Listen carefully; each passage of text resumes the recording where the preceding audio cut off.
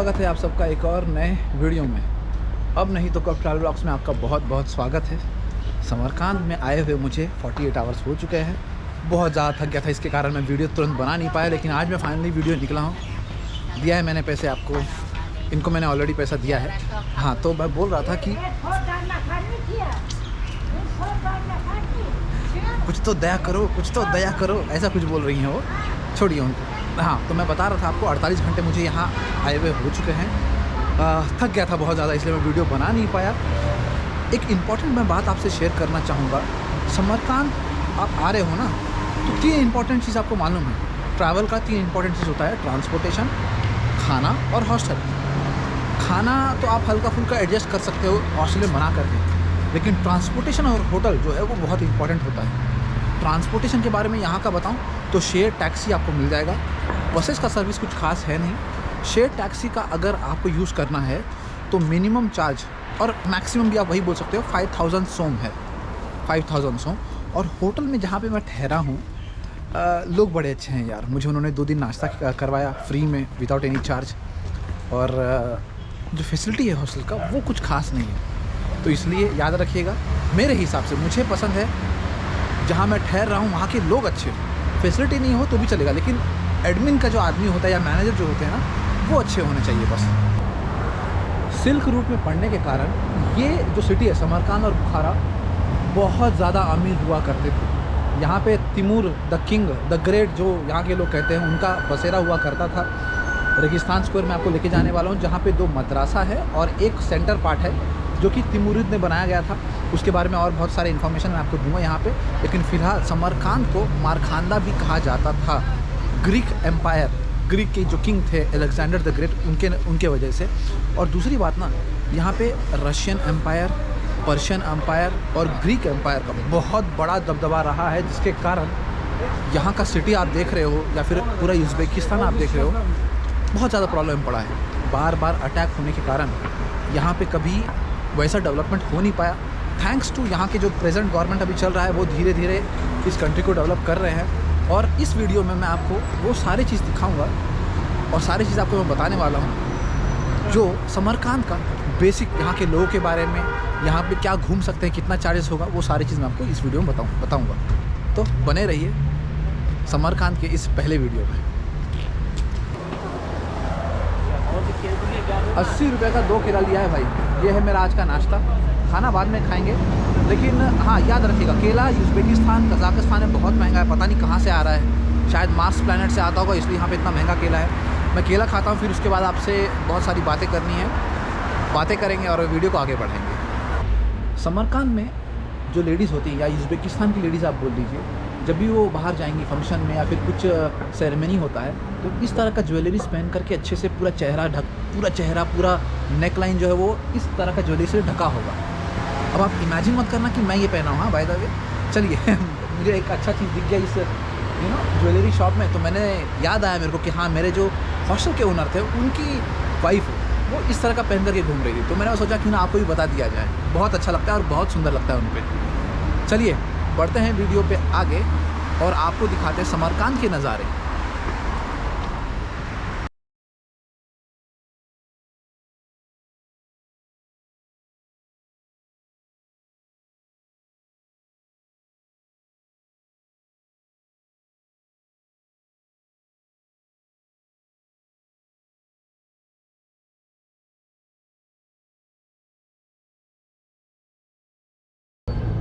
चलिए पहुंच गए रेगिस्तान स्क्वायर, जो कि समरकांद का है और हुआ करता था सेंटर पॉइंट।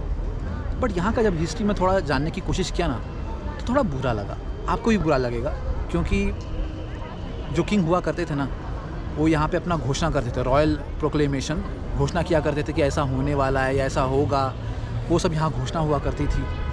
कॉपर का बहुत बड़ा प्लेट हुआ करता था, जिसमें मार मार करके घोषणा हुआ करता था। और तीसरा चीज़, पब्लिक एग्जीक्यूशन प्लेस है, जहाँ पे लोगों को मार दिया जाता था सबके सामने।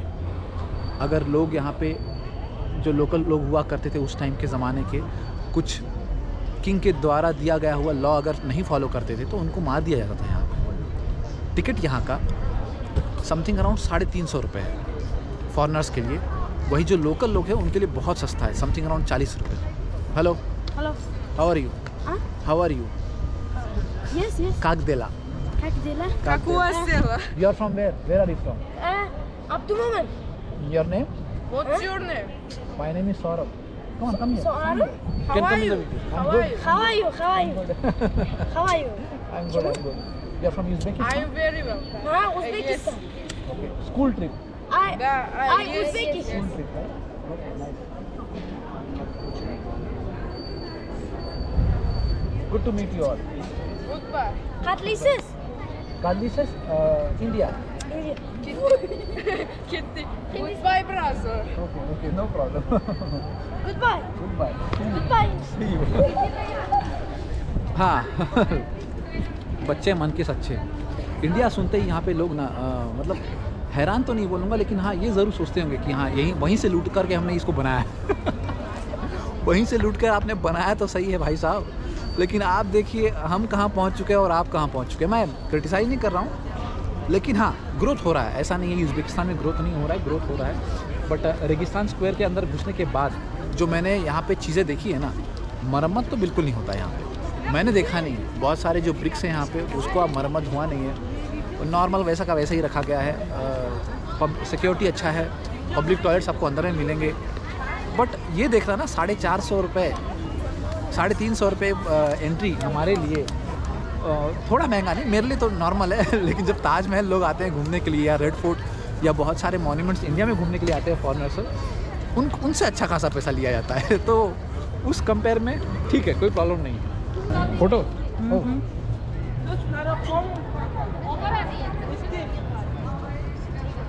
Hello. Toktap tur.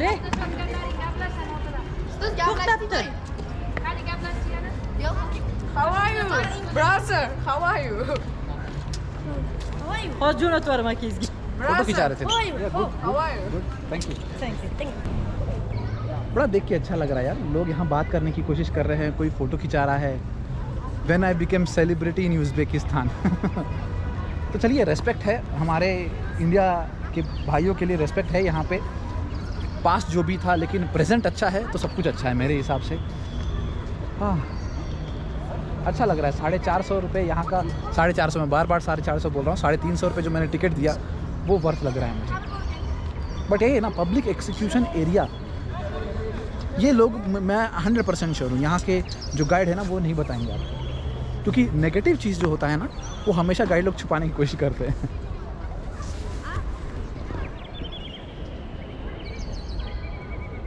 ये जो दुकान दिख रहा है ना आपको यहाँ पे, यहाँ ये बंद है, वहाँ पे लोगों ने अपना दुकान खोल के रखा है।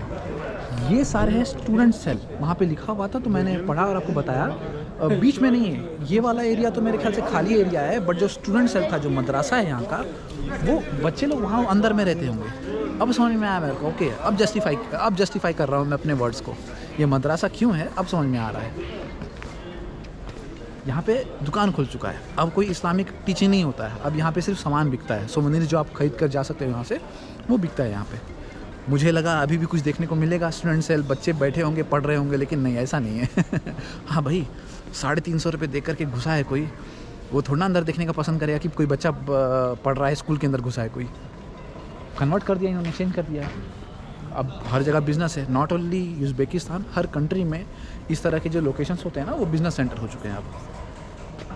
सही बात है, ये इतना अंदर घुस करके अगर यहाँ पे कोई पढ़ेगा ना, तो ये तो रॉयल स्कूल हो गया ना। ऑफ कोर्स इस्लामिक स्कूल होगा, लेकिन रॉयल स्कूल होगा वो। यहाँ का फ़ीस सोच रहे हो कितना होगा? ज़मीन फाड़। 10-12 लाख रुपए पर महीने। ज़्यादा बोल दिया ना। चलिए निकलते हैं बाहर यहाँ से। अब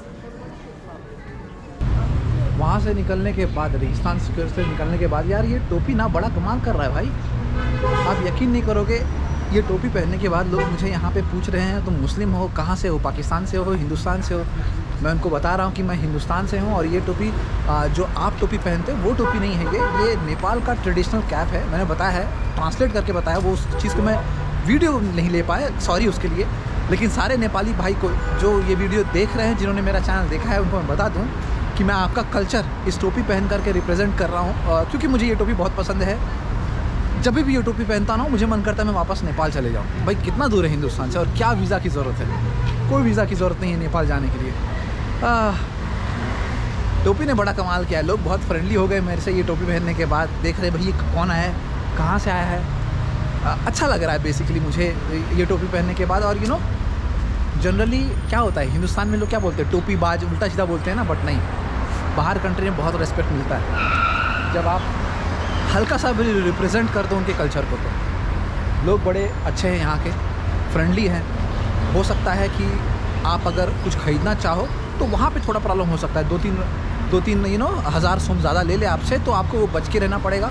और उसका जो इन्फॉर्मेशन है वो आपको पहले मालूम होना चाहिए। देखिए कुछ भी खरीदने से पहले आप अपने हॉस्टल में या फिर किसी से भी बात करके पूछ लो कि इसका प्राइस कितना होगा, उस हिसाब से आप एक्ट करो।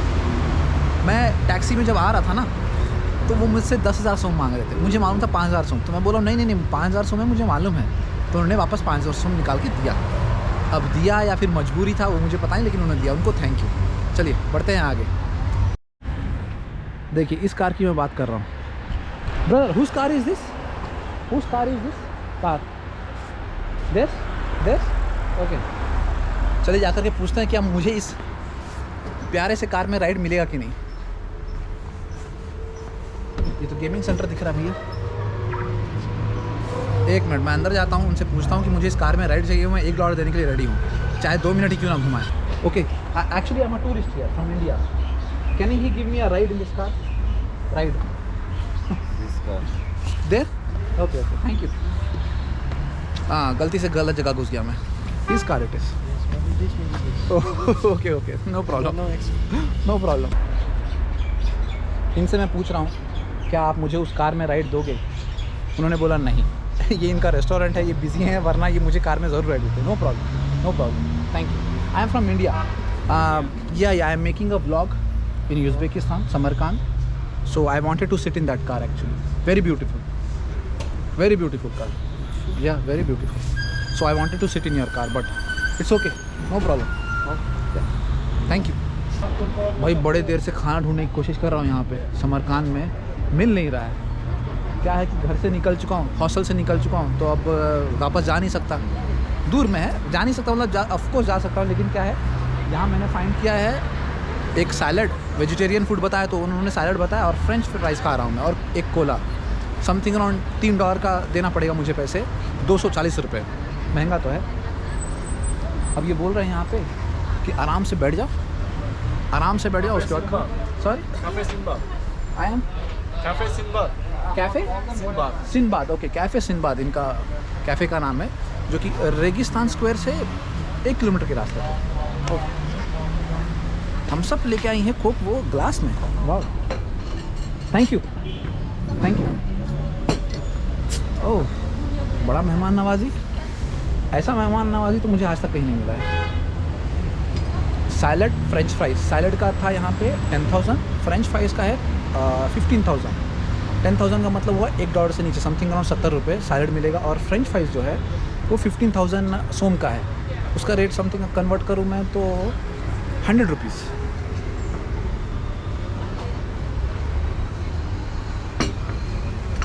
चलिए एक बार बियर पी करके देखा था मैंने कज़ाकिस्तान में, अब यहाँ कोक ट्राई करते हैं। ये दिल मांगे मोर, इतना छोटा ग्लास में क्या लग रहा है बताइए, टीवी में देखते हैं ना हम लोग, एग्जैक्टली। भाई वेजिटेरियन हॉट डॉग है यार, ये तो इतना बड़ा वेजिटेरियन हॉट डॉग, मुझे लग रहा था सिर्फ सैलड खिलाने वाले, बट नहीं, ब्रेड के साथ वेजिटेरियन हॉट डॉग दिया उन्होंने। उन्होंने मेरे को बोला, मैं पूछा, मेरे को डाउट आया कि ये मीट है क्या, उन्होंने बोला नहीं मीट नहीं है, वेजिटेरियन हॉट डॉग है, खा लो आराम से, टेंशन नहीं है। चलो इनके बात को मैं भरोसा कर सकता हूँ। भैया मैं अपना वर्ड्स रिटर्न लूँगा, क्योंकि मेहमान नवाजी यहाँ पे सर आँखों पे, बड़े प्यार से उन्होंने मुझे बैठाया, खिलाया, कोल्ड ड्रिंक पिलाया, और मैं एक्सपेक्ट नहीं कर रहा था, लेकिन जो चेंज मुझे मिलता है 100-200 का जो सोम का चेंज मिलता है वो भी उन्होंने वापस किया, तो ये चीज़ अच्छा लगा भैया। यहाँ पे ना मुझे जहाँ तक समझ में आ रहा है, टूरिस्ट आते हैं लेकिन उस भाव से नहीं आते हैं जैसे ईरान में आते हैं, इंडिया में आते हैं, हर जगह आते हैं ना, यहाँ पे उस तरह से टूरिस्ट नहीं आते हैं। तो मुझे यहाँ पे देख करके इस टाइम पे, जबकि इस टाइम पे बहुत ज़्यादा टूरिस्ट आने चाहिए, यहाँ पे वेदर बहुत अच्छा है यहाँ का, लेकिन टूरिस्ट उतने हैं नहीं। मैं गया था, आपने देखा होगा ना रेगिस्तान वाला पार्ट, तो वहाँ पे ज़्यादातर रशियंस थे और ताजिकिस्तान के भी लोग थे, लेकिन ज़्यादा टूरिस्ट थे नहीं। तो उससे मेरे को समझ में आ रहा है ना, यहाँ पे टूरिज़्म कम है, लेकिन जो भी टूरिस्ट आते हैं उनको बहुत इज़्ज़त मिलता है।